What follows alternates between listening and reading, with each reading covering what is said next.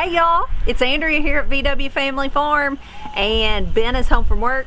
It's evening time. We're about to take our baskets. These are from Haas Tools. I'm really excited about using these. I honestly did not know that this one went inside this one until 30 seconds ago. Ben told me, and it blew my mind. Actually, you put the lettuce in this, rinse it, and then pull it out of the water. Obviously is in this tub, so I thought that was really cool. It's exactly the concept of my salad spinner that I use in the kitchen, and so I thought that was a really cool idea. If y'all are interested in these baskets, you can always check out Haas Tools. I know some of y'all have checked them out before. That is actually where our seed potatoes are coming from. Hope to have them anytime. But let's go pick a salad, check out the sprouts and stuff in the greenhouse, and then we're gonna head back inside. And stay tuned to the end of this video because we have a giveaway for you guys that I think you're gonna be interested in. But first things first, let's head to the greenhouse. All right, and Ben and I were talking, obviously you can wash other things besides lettuces and salads in this. You could wash squash, cucumbers, heads of cabbage or whatever. And so when Ben said that, it jogged my memory and I thought, let's pick a head of cabbage and cook one tonight. We've got several ready, so let's check on under this row cover and see if we can't find one.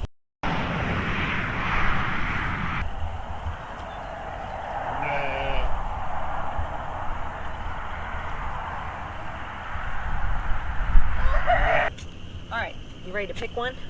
Sure. What about this one right here? Is that big enough or no? Or what about this one right here? Yeah, that one's better. I'm gonna get some of these outside leaves. Is there a law that you can't eat those? Not that I've ever heard of. Okay, we're eating them then. All right, I'm gonna clean this up a little out here, some of these bigger leaves, and give the chickens a snack. Kind of fun. You want to try it? Go ahead.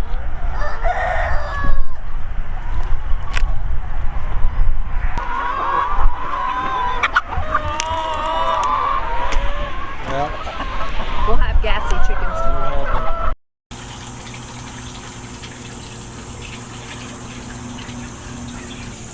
Honey? What happened right there? That's probably me. 5 tomato plants coming up in one cell.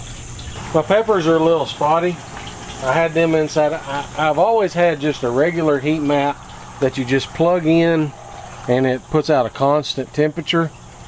Well, I've struggled for years with peppers. So I just got this heat mat from Haas Tools. It's a heat mat plus a thermostat. Got the thermostat set at 99 degrees to make the heat mat just constantly keep heating. And that's what's going to work best with peppers. Peppers take a lot of heat in soil to warm that soil up enough for them to germinate. That's why I'm getting such sparse germination on my peppers. Just started this, so we're going to try another batch and see how they do. These right here are actually for the shindig. So are all them little tomatoes that's starting to come up. And I'm really excited about that first row that you can see sprouted really well, the paprika peppers. I'm going to make my own paprika powder this year. You got paprika, and this is another one you was really wanting. Ajvarsky, yeah. Yep. Sarah at Living Traditions actually shared one of those peppers with me. Really excited about those. And then, like he was mentioning, the tomatoes, they're just now getting going. It's actually a little early here for us to even be sprouting tomatoes. But these are for the shindig. But these are for the shindig. We're sprouting them for you guys that are coming if you're interested in some. We picked some of our favorites from Baker Creek and Haas Tools. And then over here, this is my stuff. This is not for the shindig. This is all my early stuff that Ben sprouted me. I think we did a video on it where we was putting all these seeds in. This is all of our early cabbages, broccolis, cauliflowers, and things like that. We've got one tray here and another tray up front. And it's some of my favorite stuff that I've just narrowed down. In the past, I've grown like all the things for spring and summer and all that. Even if it's stuff we don't eat, I just feel the need to grow it. And I'm trying to mature in this gardening process a little bit and rein myself in. And if we don't eat it very well, let it go. And then the things we do eat, plant lots of. But there's some things that we like to plant just because they're cool looking, pretty. Yeah. Yes, exactly. I do like to grow some things for beauty, but like if we just really don't ever eat that, whatever it is, I'm trying to save that space for something we do eat really well. Now, speaking of growing things for beauty, I really liked the colored cauliflower and the colored broccolis this past fall. That was just really fun. So I am growing some of those for spring planting, and as well as just like some purple cabbages and things. I love having splashes of color. I've always loved purple lettuce. So I am growing some things for color that we do like. All right, let's move on. Let's pick a salad. Let's go, then we're gonna head inside and look at some sprouts in there and some different things. We got some stuff for them too. Yeah, and speaking of that, planting for beauty, there may be something in there for that. I have no idea what he's talking about. Well, some of them are bolting. Yeah. But that one right there that's pretty. That needs to be sauteed up. We might pick it right now, some of it, and I'm gonna make cabbage steaks, and we could throw it on the pan and roast with that tonight. Okay. All right, look how beautiful that is. All right, throw that in the supper basket. Good job, Ben. All right. These have all got that. Look at all the blooms on the lemon tree. We may have more lemons than we know what to do with. No? Is there such thing? No. Oh, those are beautiful. Smell of that one. Let's smell it. Don't y'all wish you had smell-o-vision? So Ben's got his little paintbrush, and he just hand pollinates in here sometimes. Sometimes he just gives like tomatoes a good shake, don't you? Yeah. Just because there's no bees in here. What were you gonna say? Yeah, those right there, I need to shake here pretty soon. Those tomatoes. Yep. One thing we do in here in the greenhouse to help pollinate is there's lots of different ways of pollination. There's bees and not just honeybees. Bumblebees pollinate lots of things. There's lots of ways for pollination to happen that way, but wind is another way that pollination occurs. So we try to utilize that as well. That's why we've got it turned off right now, because it's loud when it's on. But the wind from the fan blowing in here will help pollinate things to a certain degree. Also, the fan will really make your plants a lot stouter and won't make Yes. them as leggy when you're sprouting sprouts. That fan simulates like wind outside, Right. which what makes the trees and plants outside strong. And a lot of you, I've seen on Facebook and different things that you have problems with your things you're sprouting being leggy, and some people will guide you guys and tell you it's the light you're using, or they're trying to grow up to the light or whatever. And while all of that is true, sometimes it's just simply they need some wind on them. They need a little fan put on them to make them become strong and thick at their base and not just tall and spindly. You don't want to plant tomatoes that are super tall by the time you get them in the ground. You want to plant tomatoes that are strong. Now they will work if they're tall, you just have to plant them deeper, but that's just some things we've learned over the years of growing things, I guess you'd say. All right, so here's some more of my early stuff. I want to show y'all something real quick. I've had some comments about the sound in here, and that is the sound. That is the fan. There's 2 layers of plastic up there, and then that is blowing air in between them. That's the insulation in here. That layer of air helps keep it insulated in here, is what I'm trying to say. We've had to use a whole lot less heat in here because of that layer of air between the 2 layers of plastic. But also it keeps this thing from trying to blow away. We have a lot of wind here where we live, and so I've unplugged it before when I'm in here trying to film videos, but we've just found over time we just can't unplug it because it keeps this thing inflated and a whole lot more stable on the ground. So that's what that noise is if you ever hear it. So like I said, here's some more early stuff. Purple cauliflower, Arcadia broccoli, just different things. That's a lot of broccoli and cauliflower in that flat. Really excited about growing that. I'm probably here really soon gonna go ahead and get all that early stuff in the ground, especially with the floating row cover that we have to put on top of it. That'll keep it from just getting shocked and stunned so much from being put out in still cold weather here, because it is still winter here in Arkansas.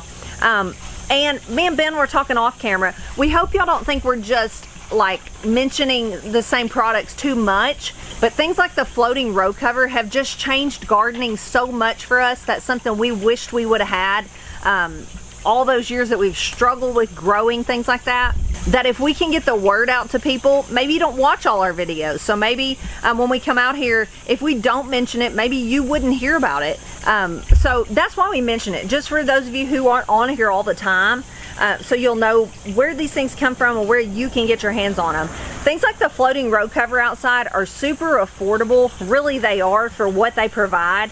And they're basically allowing you to grow organic vegetables, which have been really hard to do up to this point for us, because we'll get worms and things in our vegetables. But we have been getting that from Growers Solution. And if you're interested, there's a coupon code down below, VWFF10. Save yourself some money. Use that code. But we've just been pleased with it. We will continue to use it. You picking some salad? I'm trying to get a little bit of something. What do you got? We got a pretty baskets what we got. Look at all that green and purple. Sorry, purple. Don't want to leave you out. We have got my favorite mirror lettuce. This right here is really been producing well in here this winter. I want to see how it's going to produce this summer during the heat. Make sure it don't bolt very quickly. And then we've got the little batch of Mizuna down in there we like to throw in. You eating flowers? That's something else you can do with them. It's really good. Tastes like bok choy or broccoli. I got pollen up my nose. Yeah. Not bad, you want one? I guess. You can put them in a salad and make them. Let's do it. That'd be cool. Make the salad pretty. You kind of ate all of them, but oh well. Well, I family. All right, we got some blueberries over here too. We got to get in the ground ASAP. We got those from Grower Solution as well, but we need to get them in the ground. All right, now the exciting part for us. Seeds. Yes. It's super exciting. We have been behind on seeds. My fault, but we've been planning a trip to Baker Creek for the last month, and I kept saying, I'll go up there, I'll get them when we get there. Never panned out. So we put in an order, got an order in today. From Baker Creek. And we also got seeds from Haas Tools. We're really excited about trying some of their stuff this year. And if you're not familiar with Haas Tools, go check them out. Their seed collection is growing all the time. They've been a great company that we were unfamiliar with till about a year ago. They know their stuff. Oh yeah. Yeah. We've really enjoyed their videos. They're here on YouTube as well. Very educational. Very educational on growing all kinds of stuff. So we've got a variety here this year. We're just really excited to give some of their stuff a try. Yep. So we've got several different types of peppers. Some hot ones. I'm not really crazy about hot myself, but I am going to grow some. We're going to probably get rid of some at the shindig. I am really excited about these. They're pepperoncini. We've looked for those for several years. I love pickled pepperoncinis. Those are like the little peppers that come in a box when you order a pizza. That's what I was going to say. That's exactly what they are. And they're delicious. Yeah. I like them. They've got a tad of heat, but they're not super hot. I like the looks of these. I like these colors in peppers. That right there is another one that I've been looking for a while. Dry it out and make pepper powder out of it. Chili powder? Yeah, chili powder, I'm sorry. Things like that. I really enjoy doing that. Yeah, they actually have these. I call them guajillo. I have no idea how to say it. Guajillo. They have these at our Walmart dried in the produce section. And I've got them there before. They're really cool looking. I'm excited to have these. So they just have some really cool varieties. A lot of times these seed companies don't have to be, you don't have to just pick one and stick with them. Yep. They have different things sometimes, so check them out. I'm excited about that one. Yes, too. this is from Haas Tools as well. I don't know if this will focus, but it's called the Red Snapper. Ow! Stubbed my toe. And then this is called the Tachi tomato. It looks more like a Roma to me, which is going to be really good Italian type tomato for sauces and stuff. And then the Baker Creek order. Wow. Did you enjoy that? Seeds for days, honey. I don't know about y'all, but sometimes we have to admit we've got a seed problem. A lot of y'all do too, though, so y'all understand. Most pretty much everyone in this community does. So, but we are really excited about, we've got some organizing to do. Obviously you can tell. Here's some more Ajvarsky peppers. Really excited about these. If you watch Living Traditions, which I'm sure you'll do, Sarah planted these last year and they really did well for her and they're really good. There's your purple. Yes, I love this. This is my new favorite. It's called Purple of Sicily. It's the purple cauliflower. It grows really well. It just grew really perfect, pretty heads. So we are gonna get to organizing these. But before we go, I wanna tell you a few things. We are waiting right now on our seed potato order. It's coming from Haas Tools. That's another thing that I'm really impressed with them about is their variety of seed potatoes. We struggle sometimes to get seed potatoes here. You can get the run-of-the-mill ones at really any feed store around here. But we were wanting to try a few things that were a little bit different. So we are getting all of our seed potatoes from Haas Tools. And then also another thing that's just really out of the norm is planting fall potatoes. People just don't, I guess they don't usually do that. But for us, they actually grow better than the spring ones. They get a whole lot less buggy, they're easier to grow, and just produce really good potatoes. So I'm really excited that I think they're actually sending enough that we can actually just let some sprout and have a fall crop to plant. Mm-hmm. And so you can do that too. Right now, if you're buying potatoes and you know you want to plant some in the fall, just buy some extra because you will not be able to find them in the fall unless you have an unknown secret. We even contacted. If you do, let us know. Yeah. We even asked Haas Tools, you know, could we get them? And they said, could we get them from them? And they said, we can't even get them then. So you're just going to have to get them in the spring and let them sprout. But that works beautifully for us. So that's an idea for you guys. Or what we always done after, we've always kept some of our leftover smaller ones from our fall harvest, planted them the next spring, and then kept it rolling like that. We'll just, some of ours just, I mean, always sprout. That's just the nature of the game. And then plant those. Okay, you ready? Yes. So let's wrap this up with something for you guys. This is what I meant to go get early this year. Because I always try to plant it in January. Onion seeds take forever, and we've been meaning to back it up to like December or November, but we have not done that yet because life gets crazy. But we had a pretty good crop of them last year, and I planted them in January. But we've always been rolling back, just trying to find that perfect time to plant. So, that being said, we did not get up to Baker Creek in time to get our onion seeds. Therefore, we will not be sprouting onions this year. Nope. But all is not lost. So we contacted the onion company in our eyes and said, hey, you know what? We didn't get ours sprouted. We just want to go ahead and get some from you guys for this year. And so they said, sure. And we talked about our YouTube channel and they want to give y'all some too. So let's show you our onions. Look at these things. They're huge and beautiful. We actually need to probably clip the tops off. They was clipped when we got them, but they're growing like crazy. With the weather around here right now, I just stuck them in some seed starting mix and just been keeping that watered. We've actually got double that amount, and we got some still back in the main cave. So we're going to be getting ours in the ground really soon, and when we do that, we'll tell you more about the varieties and all that. So they authorized 2 customers to win some onion sets from them. So what we're going to do, if you haven't already, join our Facebook group page, VW Family Farm and Friends, and then be watching on there ASAP. We are fixing to put out a giveaway on there to give away some onions because y'all need to get them in the ground too, I'm sure. So that again is Dixondale Farms. You can look them up and they are awesome at info on growing onions as well. No matter where you're at. Right.